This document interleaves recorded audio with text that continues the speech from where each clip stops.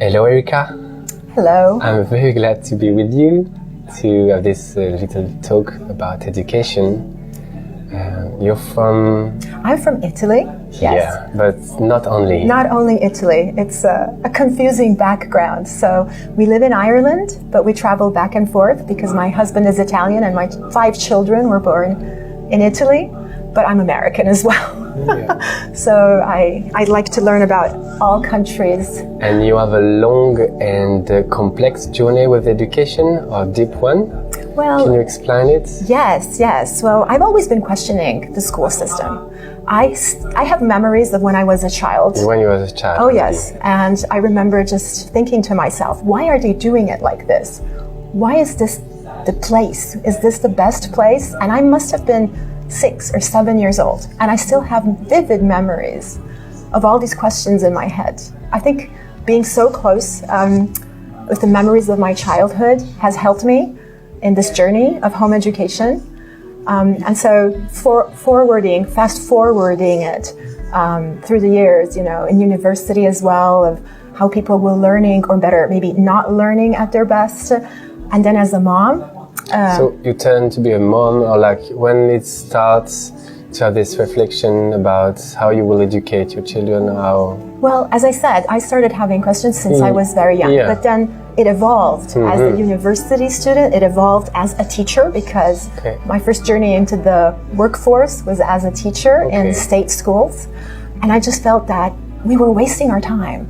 I just felt that I was in these classrooms and the children were exhausted. No matter how fun I made the lesson, no matter how much energy I put into it, they were just like, is it time to go? Is it time to get out of here? And I felt frustrated. And so my journey didn't last very long in the school system. I started finding other places where I could teach. And then quite soon I had my first child. And then it was our turn to decide what to do with him, because in Italy, where we were living at the moment, schooling starts at the age of 6. Okay. So I remember questioning my husband and I, researching on home education. So you had some time between 0 to 6 too? Yeah. Actually, we waited and waited till he was 5, because we were having such a lovely time at home, and we just waited till the last year of preschool to see what to do. And homeschooling was quite unknown in Italy. We're talking about 2011. Okay. And so we thought this could be the right choice.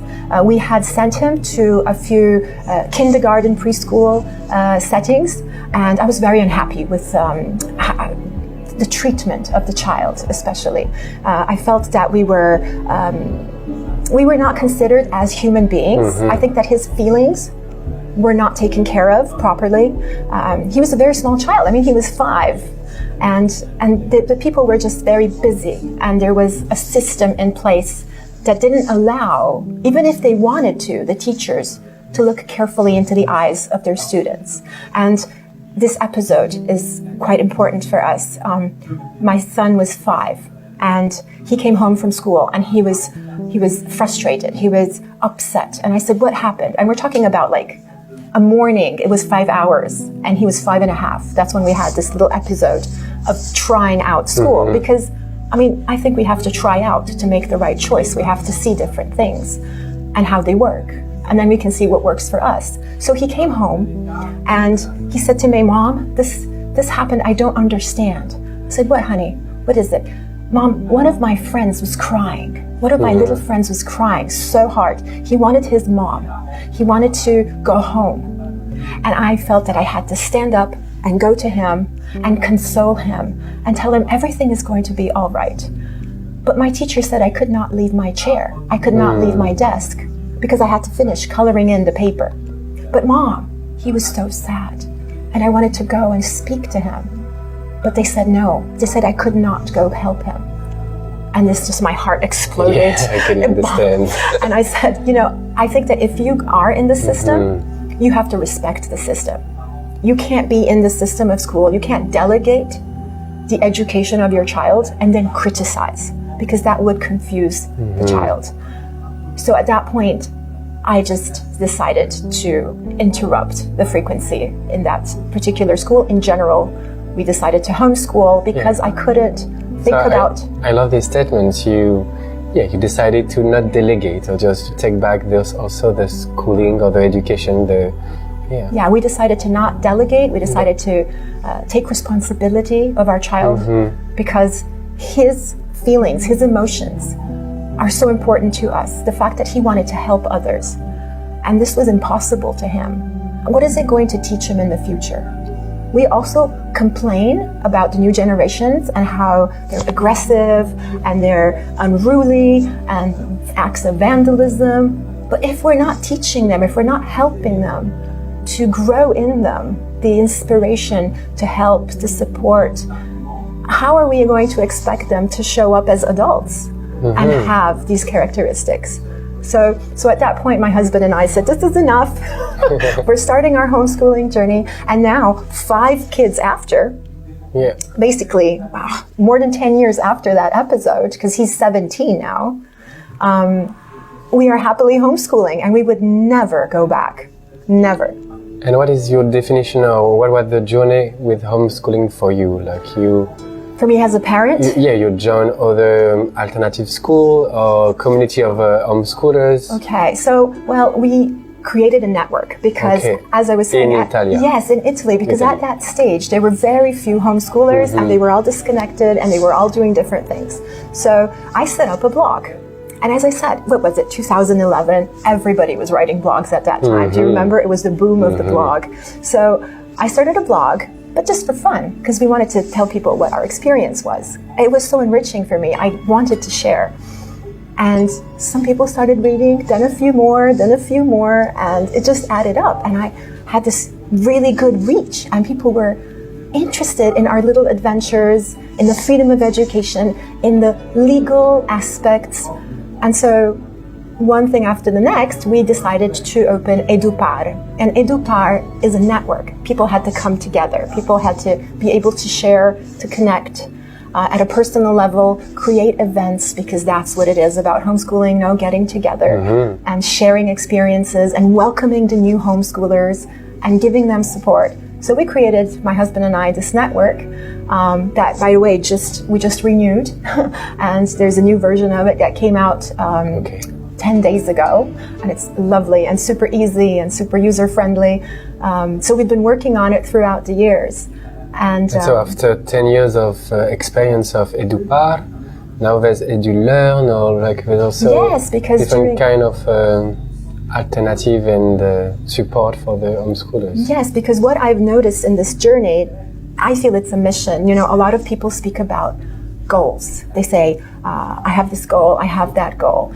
I prefer talking about mission, because when there's a goal, you can actually justify not reaching your goal or failure. So many things can come in the way. Like, for example, if I say, I want to become a doctor, and then I don't become a doctor. My goal was to be a doctor. But then, the school was too hard, or I didn't have the money, or this and this happened in my life. Instead, if you say, I want to help people, I want to help people become healthy, I want to help people heal, well, then you can be a doctor. You understand. It's different when you say, I have a mission, then I have a goal. And what I've noticed in my journey is that I get requests on what comes next. Like, I wrote a book, but I wrote a book because people were asking me to write a book. And I wrote also an illustrated book for children. Why? Because they were telling me... A book about home education or alternative education? Yeah, I wrote a book on unschooling. And it's an illustrated book of this little girl called Susanna, who goes through her day and learns so many things without going to school. And I wrote that book specifically because people were telling me, we homeschool, but we're isolated. And my daughter and my son, they don't have an example. All the friends around go to school, so they don't have someone to look up to. So I wrote the book. And this little girl, she has so much fun, and she's so, enthusiastic of life. And people and families thanked me because the children every evening wanted to read the book because they saw themselves in the character. They could relate in the character. They could relate, and that was so fulfilling for me. What is your mission? My mission is to support families and the freedom of education, because I think it's a human right that we have to defend, now more than ever. And as you were asking me about EDULEARN, during the COVID times, hopefully are gone and well past behind us, we had requests by the new homeschoolers to have some direction regarding what to study, how to study, and the curriculum to follow. Because they were very new, there were many people. In Italy? Yes, also. Yes, absolutely. Mm-hmm. And so they were asking for more information regarding the academics. Yeah. What is the population of homeschooling or alternative education in there are about 10,000 families. 10,000, wow. Yes, homeschooling at the moment. This is going to be a critical year because we're going to understand who's going to remain into home education and who's going to go back to the school system. Yeah, after the COVID yes, time. I think we've been seeing numbers shift, even though it's very hard to collect numbers in Italy. The COVID also opened eyes.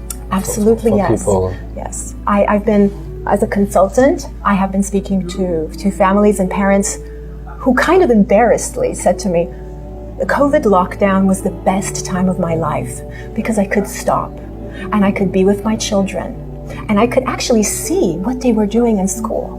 And it's the first time I opened their books and I opened their notebooks. And I was not satisfied with what I was seeing. I realized that we could do so much more, and I realized that being with them was so enriching and fulfilling for me, and so we want more of it. And they were embarrassed because everybody was talking about death and disaster, and they were like, "Oh my goodness, this is so good." Yeah. So it was a time to come closer to their children and to what were their own mission. Yeah. You know what I think secretly? I think secretly that this whole situation came upon us because inside them, a lot of people had this need to slow down.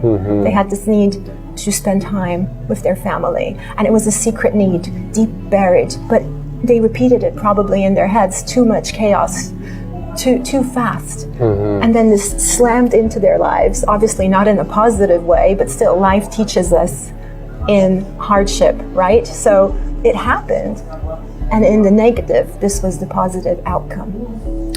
And now we are in a summit in Paris about defending this alternative and freedom of choice of education and home education. What do you wish for us in this coming year, and how you will continue your mission with freedom of education? I believe we are planting a seed that will bear fruit in the future. If there's a connection amongst different countries, we can learn from the hardship that countries like Portugal or France, it's very emblematic that we're here in Paris, have been going through in the recent years. We can learn from them how to behave when there's the risk of losing the freedom of education. We can also give them hope in exchange of this. So the community is the strength of homeschooling. And also bringing this knowledge and information to the media and to more people also for knowing if it is right, and you can choose also to choose the education you want to give to your children. Yes, all being public like this and coming together. And I like what you did also, like this EDUpar and also going for the media or writing books. I think it's really important in this mission. I've been invited also on TV shows and been interviewed for the papers, but I'm always dreadful about those situations because they could flip the information very easily, but I put myself through it because I think people need examples and inspirations to look up to. It's a risk, of course. In fact, when you're a leader, it's risky to expose yourself and expose your family. But as I said, it's a mission. And even if there's just one single family that understands, that learns that they can do something and that they can take their child, for example, out of a traumatic school experience, well, I'm happy. I've done my job. That's my day. Thank you, dear Erika, to be committed to this mission and this day-by-day adventure. Thank you. And you too? Yeah, let's do it You're making together. This public. We need people like you with the equipment and everything. Everybody has a different talent and a different skill. We're in a system that tells us oh, you're not good at that? You have to work hard on what you are not good at. I believe we have to work hard at what we are good at, what we shine, what makes us shine, because that's all the talents coming together and making it a different society, a society where we all feel fulfilled. Yeah, it's what I wish deeply for us, and what we also, doing it every day, going to this way.